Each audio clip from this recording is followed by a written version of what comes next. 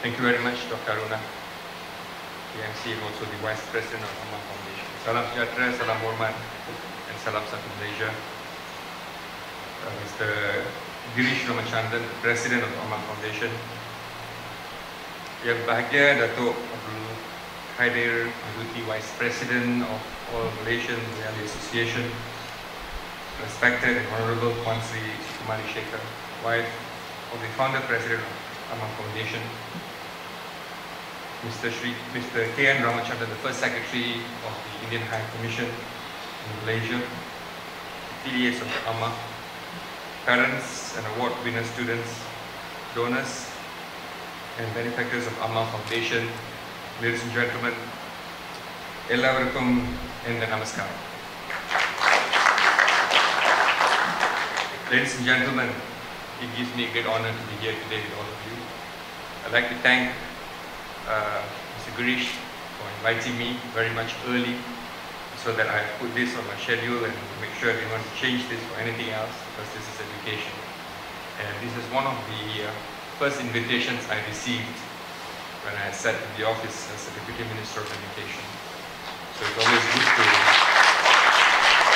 And in the process, people ask me, the first few things they ask me is how's my experience as the Deputy Minister of Education.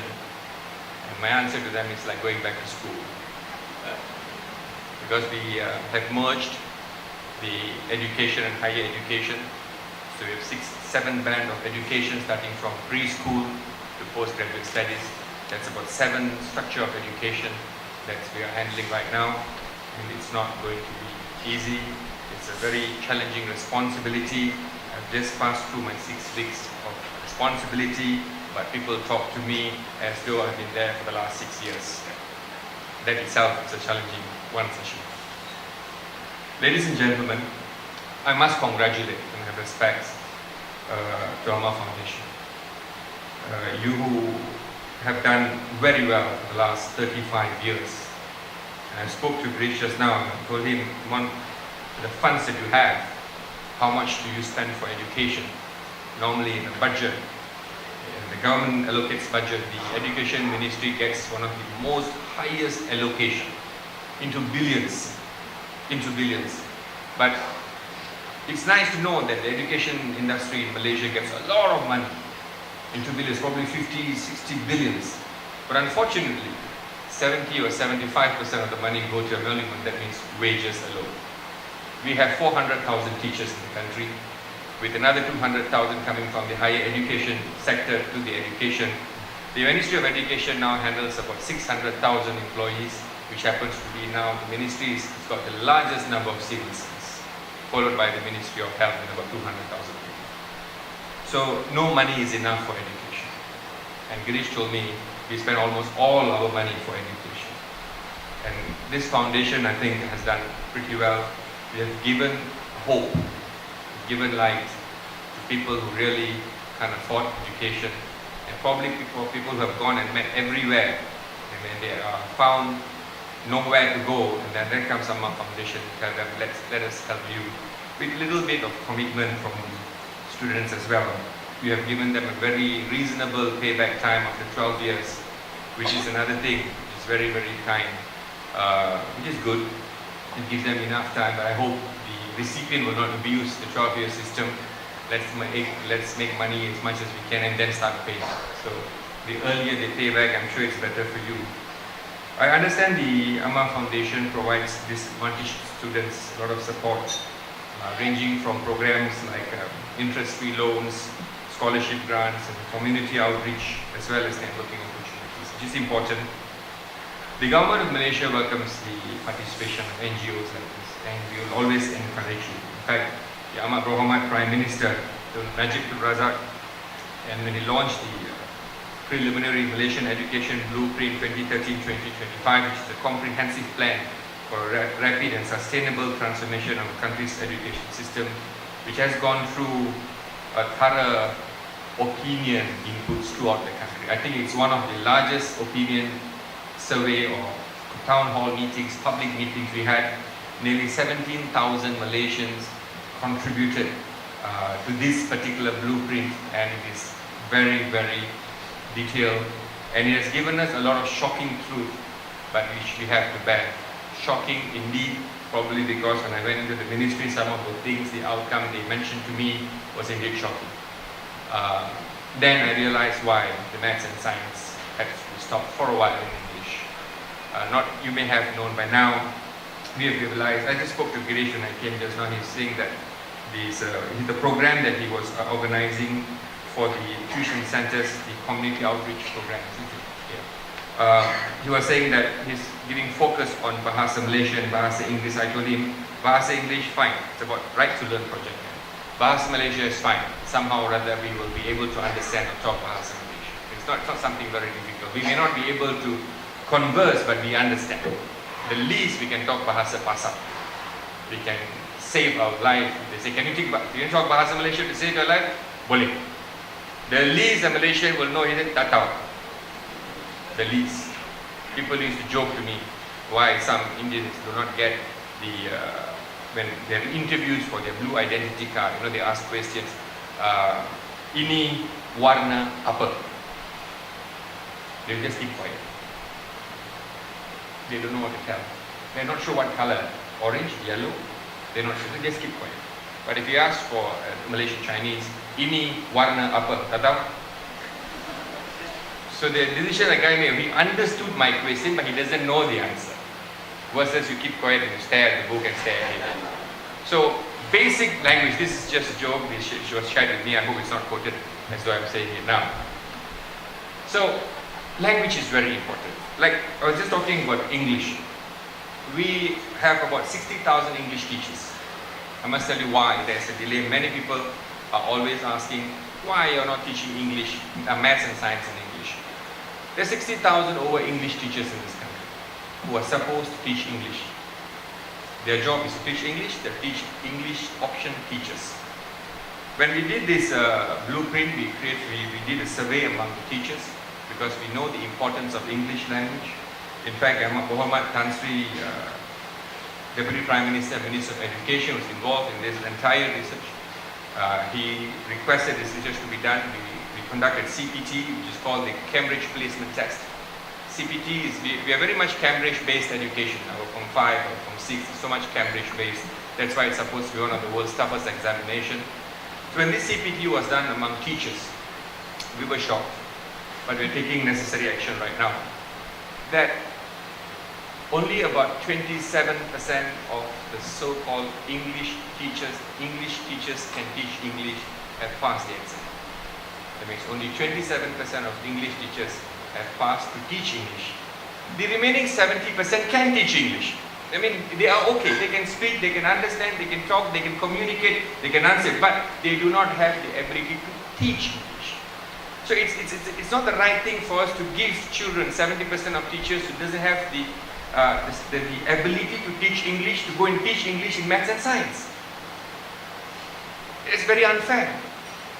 So then the Deputy Prime Minister said, let's do something to train these teachers. Now we are doing a lot of work. We're working with the British Council. We're working with some private organization. We've identified, we know who the teachers are. There's about, every year we're going to train about 8 to 10,000 teachers. It's difficult to bring the teachers out to one place to train, so we're trying to use the technology as well. Using video conferencing so teachers can be taught to teach English in the environment they're in. So we are trying to make this faster. So more and more teachers will be trained to teach English, and then we can go and implement. Then it will be a fair space for students to do maths and science. So that's the only reason, not because we are not ready because of this situation we have. And I'm sure the government right now, I know for a fact that they're giving a lot of emphasis. You may also be pleased to know, since we're all Malaysian Indians here, from next year onwards, we are also going to bring in nearly about 300 teachers from India to teach English. We have more or less US and British teachers. There's a lot of complaints from teachers. Now we're going to be teachers from India. They have agreed that the Indian speaks better English than anybody else. That's a fact. Okay? So we are bringing teachers from India. Of course, the only concern is the slang and the movements of the head. But Tan Sri Muhyiddin Yassin said, hey, Kamal can speak English, his head is not moving. So they have skills. And when you go for any international conference, you will find the most vocal speakers will either come from India or Pakistan. And they speak English and they dare to go on the stage to speak. We won't. We are afraid that our English is bad. Their English is even worse, but there's something in them that they are there speaking English. So we want to do all these changes and we want help. We need your cooperation, your support as well to see how much and how fast we can develop more English language teachers. There used to be teachers from Kirkby once upon a time. It was the place to come from. If you're an English teacher and you're from Kirkby, you're the best teacher. And there's many organizations, even MELTA, the Malaysian English Language Teachers Association. I'm trying to engage with them to see how we can work together in speeding the development of English language in this country. The blueprint which is going to be implemented right now for the next 13 years provides policy direction for improvement, which is in tandem with the progress of measures under the new economic model, economic transformation plan and the government transformation plan. Education is a major contributor to the development of social and economical capital. With the education blueprint in place, our country will continue to keep the pace in an increasingly competitive global economy. Ladies and gentlemen, another important thing that I'd like to share with you is the fact that the Sijil Pelajaran Malaysia from 2016, we have made it mandatory that students must pass their English subject. So then they will take, and before that, that means from now onwards, we are going to increase the quality in hours of teaching. We have limited hours. Teachers know that if we limited hours of teaching, and have only we have schools with 2 sessions, we are now reducing that to single session. And we have almost, right now, we have about 10,090 over schools, and we have remaining about 1,000 over schools. We still have 2 sessions, and when it becomes 1 session, we may have longer teaching hours, and then we have more longer hours for them to learn language. I am quite pleased to learn the project which is proposed by Girish at AMMA Foundation and Right to Learn project. I know that you're expecting a lot of things from me. Believe me, Girish, I wish I had the ability to immediately tell you how much I can support you. But sir, it's a very noble project and it's not easy to raise funds, I know. But I will give you this assurance. I will sit down with you and talk to you and see how the ministry can assist you in ensuring that this project takes on very well. That support, I give you the assurance. And this engagement is important. This engagement is important. I want to see what you have done, the success rate. Some programs have benefits, but there is no follow-up, a proper follow-through. And I've spoken to you for the last 2 years have done well. The government of Malaysia will always support good program that has got good results. And I think your program has got good results, and this is what we need. Education is something that everybody is interested. We have, for your information, we have the largest expert pool of education professionals in this country. 28 million people in Malaysia are all experts in education. Every other citizen in Malaysia are experts in education. We can bring the top educationists in the world from Harvard, Oxford, Cambridge, Imperial, Berkeley, 25 of them. One day we sit down, we brainstorm, they will tell, this is the best way for the education in this country. One parent will come and tell, my child will not understand that, this is lousy. That parent will know what is the best for her child. No experts can tell her, this is the best way for your child. So in short, 28 million people in this country are all education experts.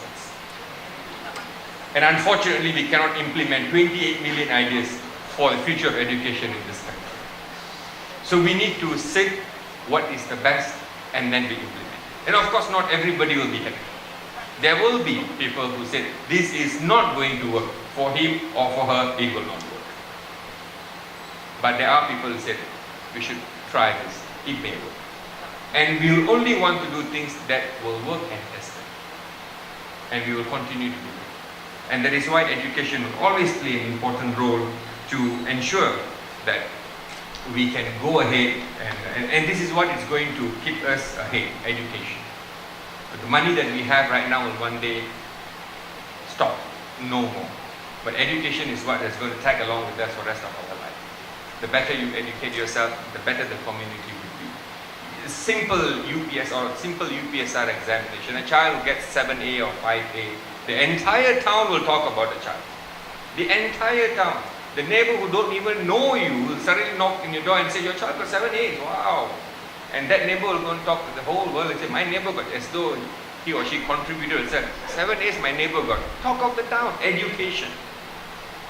And they also talk suddenly from a small Proton Saga, tomorrow you buy a BMW. They will also talk, I don't know how this will bought this car.